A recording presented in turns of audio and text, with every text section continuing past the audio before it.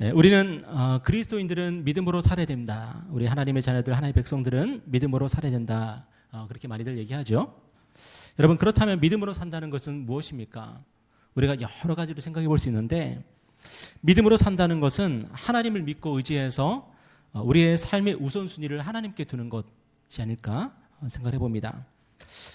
오늘 본문에서 우리 주님의 제자들은 유대인들의 이제 박해를 받게 되었고, 이 박해로 스데반 집사는 심지어 목숨을 잃게 되었죠. 교회 역사 최초로 순교자가 나오게 되었고, 여러분, 우리가 하나님을 섬기다가 누군가가 죽었다 하는 것이 얼마나 큰 공포로 사람들에게 와닿겠습니까?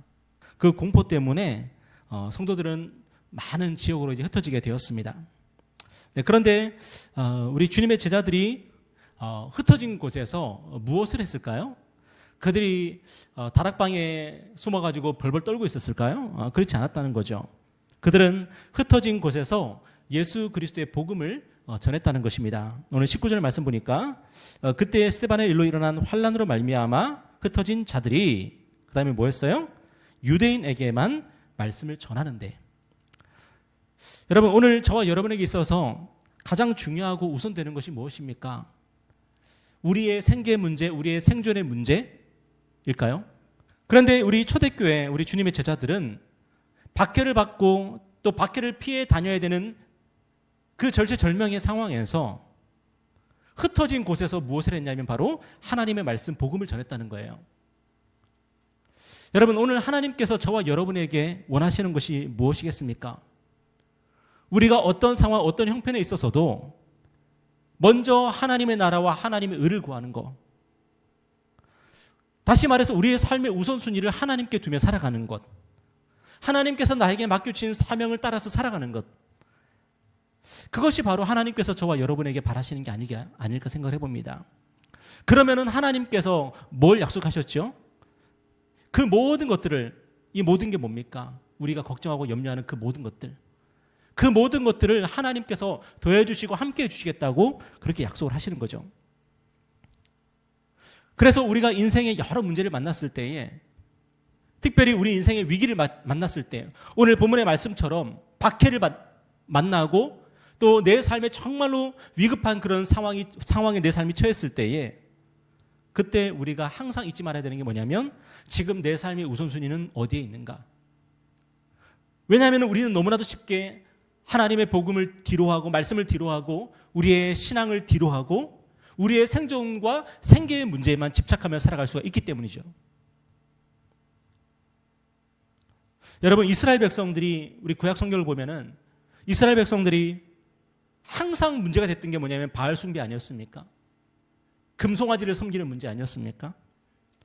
그들이 왜 바알 숭배에 빠졌고 금송아지를 섬기는 그 문제에 항상 빠져서 헤어나오지 못했을까요? 우리가 생각할 때는 아니, 여호와 하나님을 믿고 섬기면 되지, 왜 금송아지를 섬기는 일을 떨쳐버리지 못하고 왜 바알 숭배에서 그들은 빠져나오지 못했을까? 그들의 생계와 생존의 문제, 그것이 그들의 삶의 가장 우선순위가 되었기 때문이죠. 아마 그들의 마음 가운데는 이런 말이 메아리 쳤을 겁니다. 어쩔 수가 없습니다. 먹고 살려면 어쩔 수가 없습니다. 여러분, 우리의 마음 가운데 어쩔 수가 없습니다. 먹고 살기 위해서. 그 말이 우리에게 가장 중요한 말이 되어 있다면 우리는 평생 하나님을 섬길 수가 없습니다. 우리가 하나님을 섬기게 되는 그 모든 순간들에 우리는 손해를 감수해야 되고 위기를 우리는 직면해야 되는 그런 상황들이 있을 것입니다. 그렇지만 그때 우리에게 필요한 것이 무엇이죠?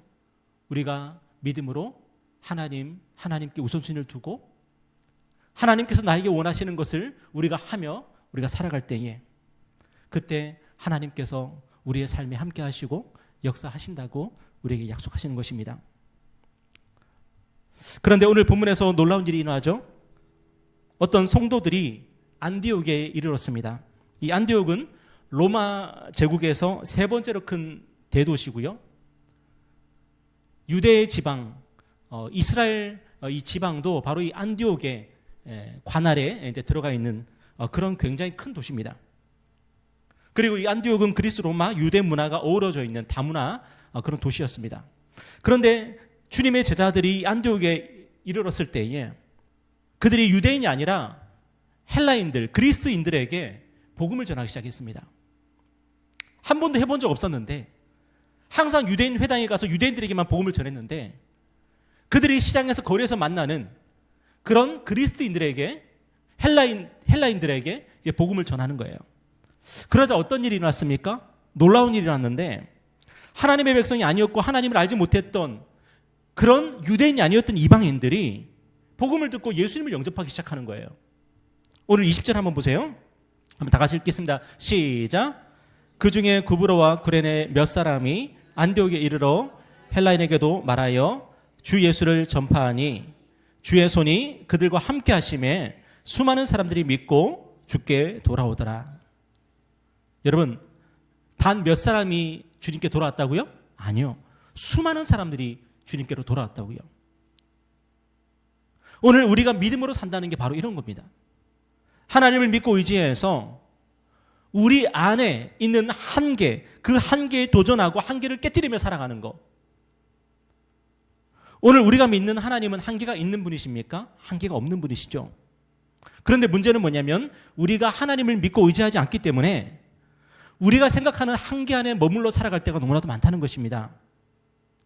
하나님은 한계가 없는 분인데 우리가 하나님을 의지하지 않으니까, 믿지 않으니까 우리가 만들어 놓은, 우리가 경험한 그 한계 안에서 우리는 갇혀서 우리가 살아가게 되는 거죠. 그런데 우리가 하나님을 믿고 의지하면 놀라운 일이 일어나는데 우리의 한계가 깨지기 시작하고 우리는 전혀 새로운 그런 삶을 우리는 맛보며 살아갈 수가 있게 되는 것이죠. 하나님의 역사라고 하는 것입니다. 그것이 바로 하나님의 역사. 하나님의 역사는 뭐냐면 바로 우리의 한계가 깨지는 것입니다. 우리의 한계가 깨지고 하나님께서 전혀 새로운 삶으로 우리의 삶을 이끌어 가시는 거죠. 베드로가 무리를 걸은 사건이 바로 그런 일 아니겠습니까?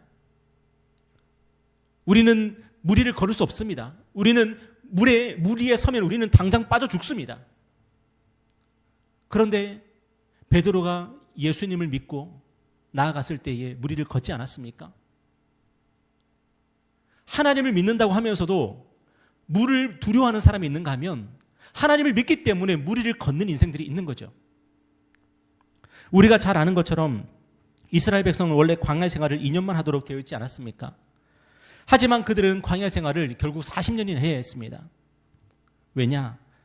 그들이 가나안 땅을 코앞에 두고 가나안 땅에 들어가지 않겠다고 했기 때문입니다. 근데 그들이 왜 가나안 땅에 들어가지 않겠다고 했습니까? 가나안 원주민들을 두려워한 것입니다.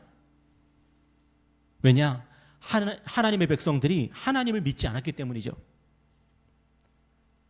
하나님께서 가나안 땅에 들어가라고 했는데 하나님을 믿지 않으니까 우리는 못 들어가겠다 하는 겁니다. 결국 그들은 자신들의 한계에 머물러 버렸죠. 그런데 오직 여호수아와 갈렙만큼은 가나안 땅에 들어가자고 했습니다. 가나안의 원주민들과 싸우자고 했습니다. 그들이 철병거를 가졌어도 우리가 이길 수 있다 그랬습니다. 왜냐? 그는 이스라엘 백성을 본 것이 아닙니다. 내 친구들을 본 것이 아니라 나와 함께 싸울 그 이스라엘 군대를 보는 것이 아니라 크신 하나님, 한계가 없는 하나님을 바라봤기 때문이죠. 믿음은 우리 자신을 바라보는 게 아닙니다. 하나님을 바라보는 것이 믿음입니다. 우리 안에 있는 죄성은 자꾸만 우리 자신을 보게 합니다. 나를 보게 합니다. 나를 묵상하게 합니다. 그러나 성령님은 우리를 하나님을 바라보도록 하십니다. 하나님의 약속의 말씀을 의지하게 하시는 거죠.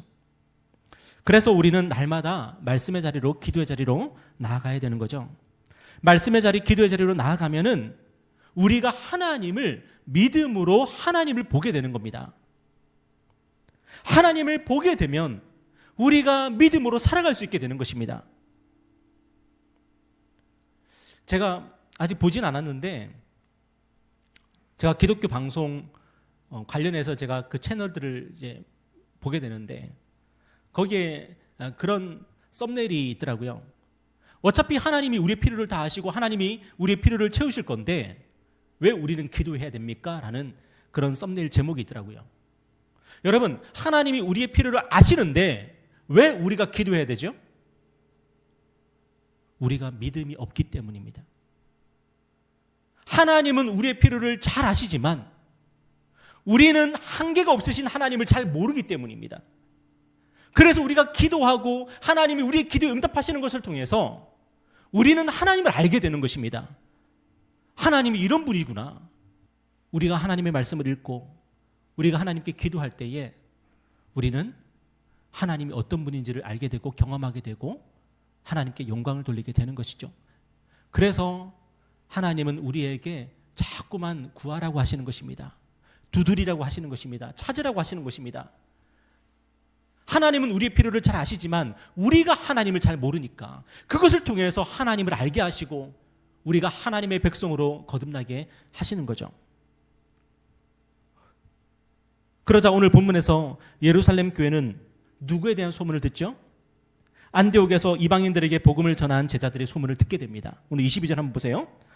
예루살렘 교회가 이 사람들의 소문을 듣고, 모든 제자들이 이방인들에게 복음을 전한 게 아니었습니다. 수많은 제자들이 흩어졌지만 그들은 유대인들에게만 복음을 전했습니다. 그런데 하나님을 믿고 하나님을 의지해서 자신의 한계 속에 갇혀있지 아니하고 크신 하나님을 바라보고 하나님께 순종했던 사람들이 이방인들에게 복음을 전했습니다. 그들은 어떤 사람들입니까? 여호수아 갈렙 같은 사람들이에요.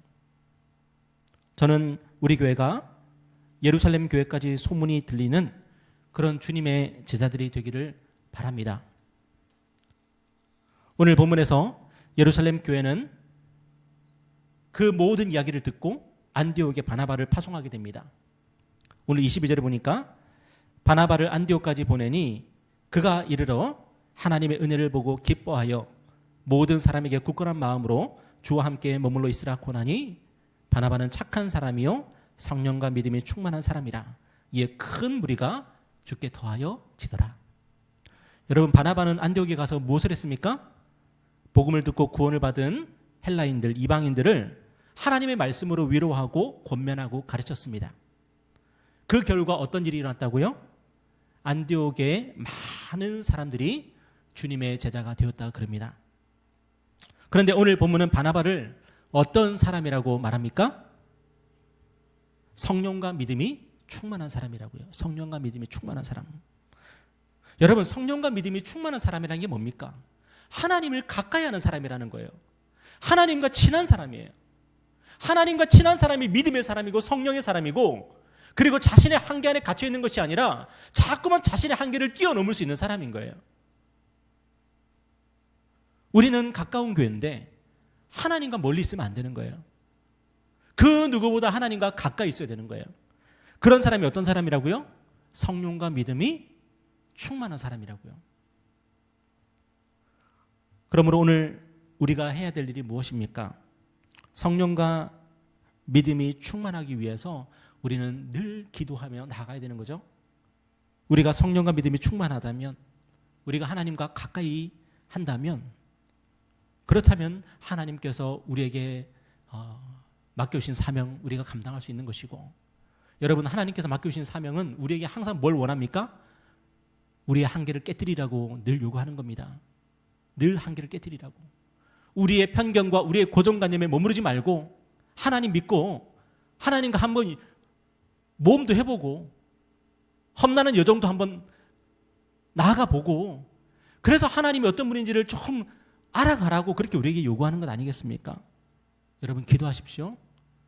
그래서 성령과 믿음이 충만한, 하나님과 늘 가까이 하는 그런 하나님의 백성들 되시기를 바랍니다. 우리 오늘로 하나님의 씨앗을 심는다. 끊을 수 없어 늘어진 가슴에 저들의 붉은 다시로 나로도 우리